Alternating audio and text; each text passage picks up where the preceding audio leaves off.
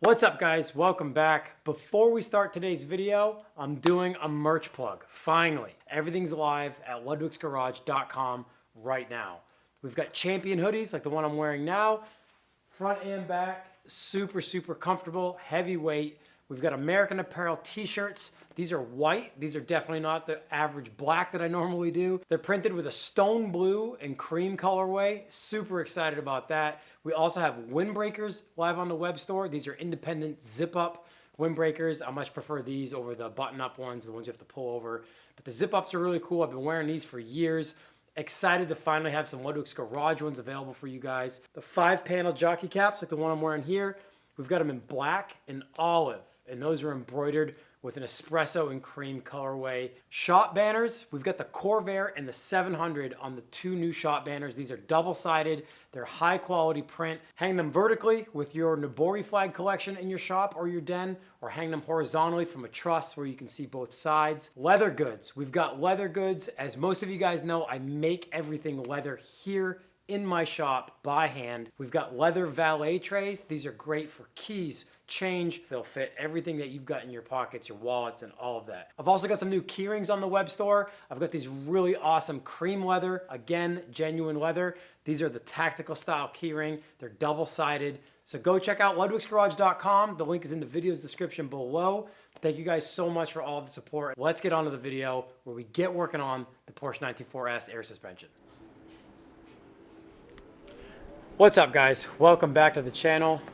My friend Remco is still in town from the Netherlands, and we are spending some time this week on the 924S. And to not put the carriage in front of the horse, we're hoping we get quite a bit done on this car before he leaves at the end of the week. So we've been on the phone with Zach from Bag Riders all day long, basically, trying to get an idea as to what we can use on the front. We wanted to use Mark II Volkswagen airlift struts in the front, since it's very similar to Mark 1. They're out of stock with no ETA on a restock. So we had to nix that. So we've got a new plan together. We'll let you guys know when that comes in, which will hopefully be tomorrow morning. We've been looking at Subaru parts and a few other things that we can modify to work in the front of the Porsche. So we're trying to mock up the rear right now. So what we're doing is we're over on my laser machine, and we're about to laser cut just some cardboard rings, basically to signify the overall diameter of the rear bags. That'll hopefully be here by Thursday, maybe Friday. So we got some cardboard in the machine now, and just going to cut a couple of rings out of cardboard. So we're getting right into it in this episode. Decided to just start filming while I'm in the middle of this.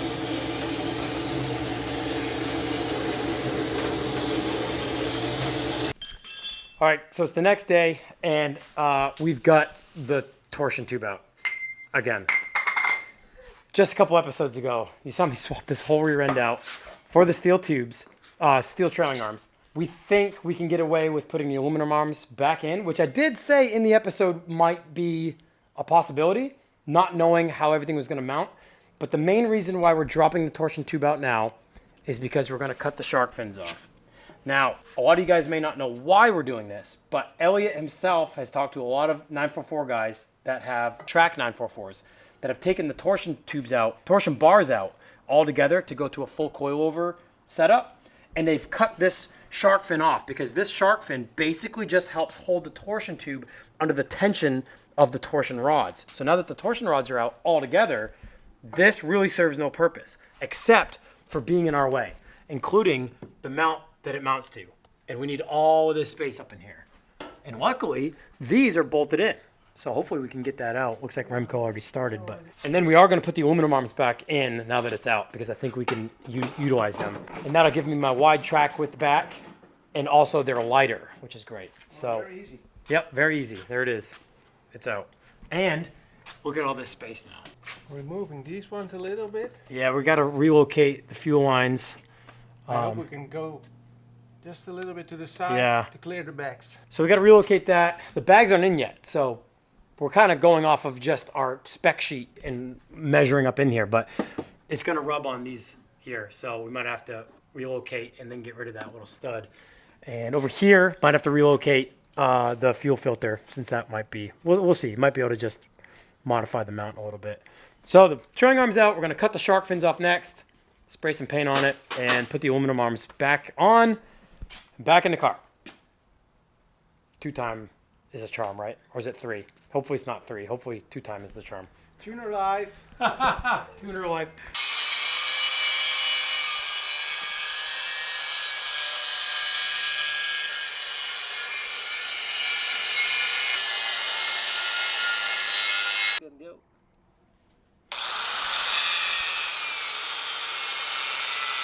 All right, guys, that is the shark fin mount off of the torsion tube. Now we're just gonna kind of massage them up a little bit, smooth them out, and put some paint on it, make it look like they were never there in the first place. That's the point of no return with the torsion tube. But again, for all the Porsche enthusiasts out there, and I've seen you, that's all reversible.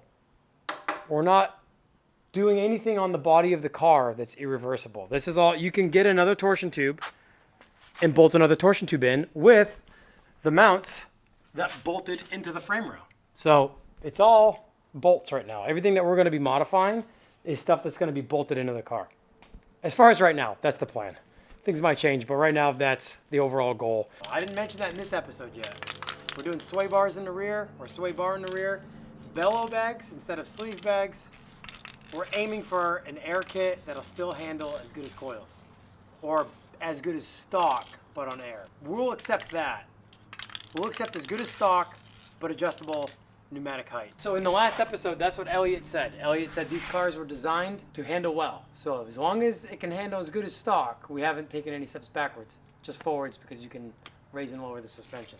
We've got one test chuck fitted, but as you can see, there isn't much room left. It's touching the fuel lines over here.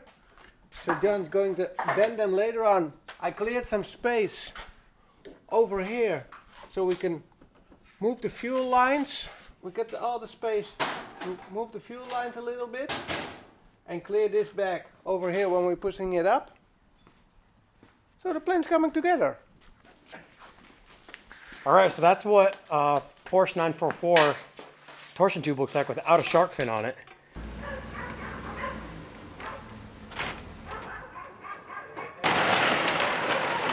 Overnight suspension parts. Yeah, I saw the next air, so I was like, y'all probably waiting on those. Yep. Thanks, man.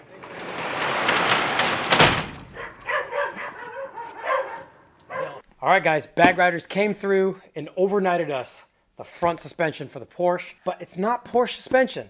It's not even Volkswagen suspension, which I thought we'd originally go with. Here are Subaru front struts. And I'm still kind of putting the rear end back together, but I think we're gonna leave them out of the car for right now because we're bending fuel lines into a somewhat new route to get away from where we think the rear bags are gonna sit. But since we don't have the rear bags, we're not gonna put the rear end in yet until we can test fit everything and get the fuel lines to where they need to go. So for now, we're gonna work on the fronts. All right, so the Subarus came with a pillow ball camber adjustment top hat, and we weren't going to be able to use this for the Porsche because this is a totally different thread pattern and bolt pattern altogether in the strut towers of the Porsche. So we got it off the original Porsche strut assembly, and we've got the nut on now, but the tall bushing that's on top of the stud on this airbag fits perfectly to where it doesn't touch the top of the bag, and it'll be able to pivot on that bearing when you turn the car. So that right there was hurdle number 1 of using the Subaru setup in the Porsche. So that's taken care of. Didn't even have to make a bushing. All right, no. Everything works fine. It's just, this is the top bushing. Yep, and they normally meet to each other. Yeah, and you got one under there, which we used underneath. The only thing we need to do now is we'll break this collar free, and we'll get this out, and we're going to modify it to be closer to this bolt pattern and this distance away from the strut body, since as you can see, these holes are significantly farther away from the strut body. So we want to move them in and tighten them up. And then we'll see what we're looking at for spacing with the inner barrels. As you can see, these sit over the spring perch pretty hard. And I do have some shallower barrels, some 5-inch ones. These are 7s.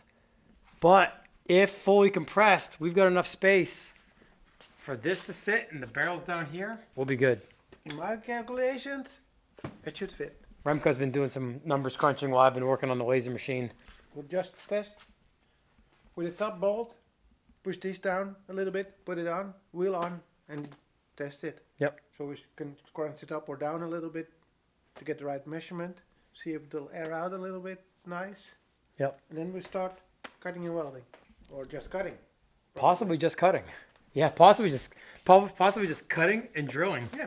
What Remco and I just figured out was in here, we are now above the rim or the inside barrel lip underneath the actual bag. So this will not hit. And since I'm running an 8-inch wide wheel, I'm going to run a low pro tire, and the rim itself, the lip to lip, is going to be the widest point of the wheel and tire combination. So we won't have a big fat tire pushing up against that bag. So even though we just quickly mocked this up, this was crucial, and this was a huge win for the fact that I can run these wheels as is.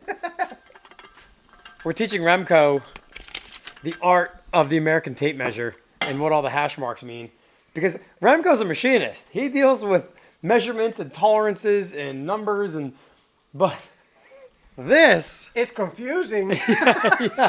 I'm telling him we need 4 3/8 of an inch of thread to match the other side. 4 3/8. So I'm telling him the small hash marks are 16ths. The next larger ones are 8ths. He goes, why is the 16 the smaller number? I want my 8ths. millimeters back. Yeah, exactly. Yeah. I will get used to it, but it will take a while. In Europe, we just start over. 1, 2, 3, 4, 5, 6, 7, 8, 9. And then you got A centimeter after 9 and millimeters. then we go again. Yeah. So easy. All right, boss man, what's up? We got the front pretty much figured out where we want it as far as the threads on the strut body goes, as far as how long or how short we want it, because we just set up a wood contraption here to kind of simulate how high off the ground the tire size that I'm going to run on these RSs will be. And then we ran the same size underneath the oil pan. So we basically got the oil pan on the ground, the simulated ground, and also got the bags collapsed at that same time. So we'll have full lift, but I think we've hit the oil pan on the ground with a little bit of PSI left in the bags, which I think will be good because then I could drive the car to low ride height with a good PSI and spring rate in the bag. So now all we have to do is pull everything out and make the dropout modifications for where it's going to mount to the knuckle itself. Okay, let's hit it. All right, Remco's working on scribing some cut marks on the Subaru dropouts, cutting this right off here and drilling our new holes on the inside. I am loosening all of the control arm mounts to loosen up all the bushings. Because what I want to do is when we lower the car, I'm going to be driving the car to much lower ride height than it was at stock. So I'm loosening all the bushings of the control arms and the sway bar to basically curb load everything once it's done. So everything will be loose. We'll set the car down once we get everything in the car, get it to roundabout a drive height, and then I'll tighten everything up again so the bushings are not constantly fighting the lowered ride height. How do you like that ruler with metric system on it? I like this. Remco's really struggling with the American measurement system, and I found a machinist ruler that I had over there, and it's got SAE on one side and it's got metric on the other, and he's Already made my day. he's suddenly home.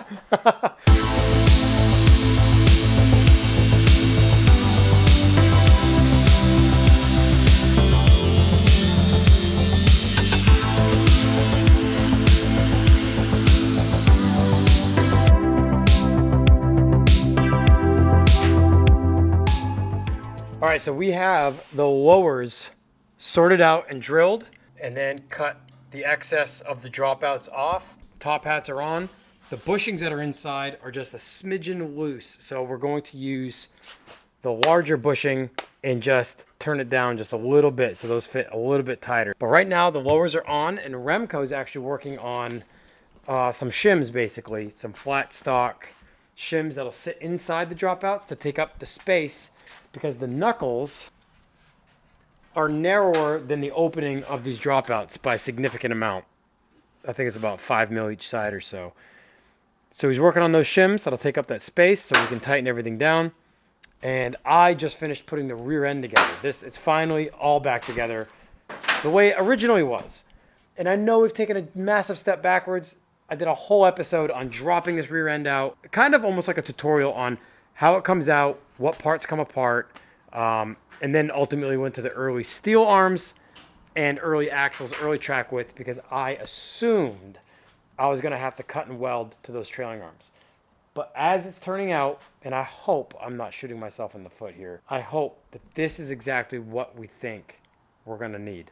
Okay, so we have the spacers cut and beveled and re-drilled. Basically, when Remco scribed it, he went off of the Porsche knuckles, so the holes should be exactly where they need to be. We don't have the ear that's on the dropout where the top cam bolt in the Porsche can rotate the camber positive and negative. So we're going to kind of have to nail this as a fixed rate of camber. But I think if I get ambitious enough, I think I might make a pillow ball 4-stud adjuster at the top. That way it doesn't matter what this is. So.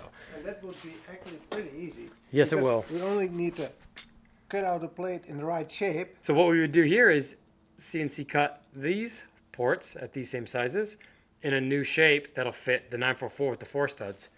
And so might utilize that, and I'll make a few out of cardboard first with my laser to make sure everything's right. Some models have a step in it, and this one doesn't. And with the Porsche fitment on top, we don't need the step in it, so just a flat plate will be doing the trick.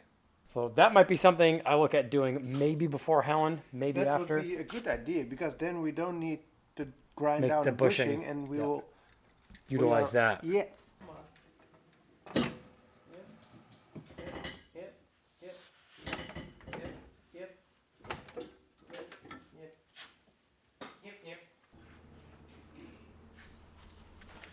All right, guys, so we've been working on a solution for a bushing that wasn't quite the right size on the 944 top hat.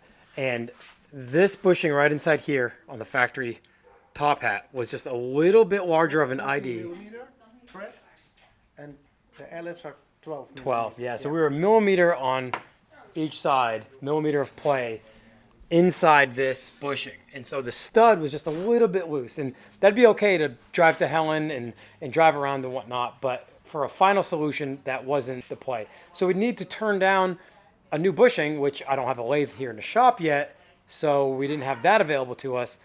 And the other option would be to have a pillow ball camber adjustment top hat, which we've heard are very expensive. So what we did was we took the 3-bolt Subaru stud top hat that came with the pillow ball camber adjustment from Airlift, went to the computer and designed a CAD drawing of the outline and 4-stud pattern of the 944 top hat. We put together kind of like this makeshift template and scribed it out on the Subaru 3-bolt top hat, the aluminum actual plate, and it turned into 3 of the studs working on the plate. We couldn't quite get a 4th off the edge because this was a giant triangle. We just needed a tiny little more, but this Almost will be made. safe enough. Yes, more than safe enough. The Subarus came with 3 studs, as most of you guys know. Even the Mark I Rabbits, I think, and even your Opel had 2 studs. And so we basically, for now, can use this. This gives us the proper bushing on the proper stud, so that's tight there, and it gives us camber adjustment. Since I'm going wider with the wheels, I'll be able to dial that in more. Since Alignment will be better. Yeah, alignment will be better. And since the bottom on the knuckle, we can't utilize the cam bolt for camber adjustment at the bottom anymore. That's a fixed position. So this will make up for it. Yes, there's only 3 out of the 4 studs, but I wish I'd gotten a better photo when it was out of the car. Maybe you did. I went all in, so I think probably I forgot to. Yeah. So this is pretty much where we're at for the front. And that's a great ending spot for the episode. We got the fronts done. No rears. The rears didn't show up. And to add insult to injury, UPS backed in my driveway literally an hour ago. We were jumping. We don't have a tracking number from Airlift. And more often than not, I receive packages from Airlift before I get a tracking number. So UPS backs in the driveway. We're celebrating. We're rejoicing. And he literally just used my driveway to send a package to my neighbor next door. So it was a massive letdown. But that being said, we got the fronts done. Lowers are bolted in. Tops are modified and bolted in with camber adjustment. We did it. And I'm so stoked that Remco is here and we were able to kind of tag team a project together And it'll make this car that much more special, especially once I'm driving around Helen in it, knowing that we worked on this car together. Fitment's gonna be great. I'm gonna space the fronts out a little bit more to get a similar fitment to the rear. So the oil pan lays out. The car literally goes as low as possible without raising the motor or doing any sort of modification to the car other than suspension. So we got as low as possible, and we've got dual bellow bags up front. Anything else to add? I'm up for more. We're going to do more of these projects together. We're going Can't to wait. pendle from Europe. You're coming to Europe, I'm coming here again. We're Yep. going to do this more often. We've been talking about a project at his place in the Netherlands for a year or two now, and we're going to do that next. So that'll be super exciting. Be sure to stay tuned for more episodes. For now, thank you guys so much for watching. I left Remco's YouTube channel and Instagram in the video's description below. Again, thank you guys for watching. We will both see you in another episode.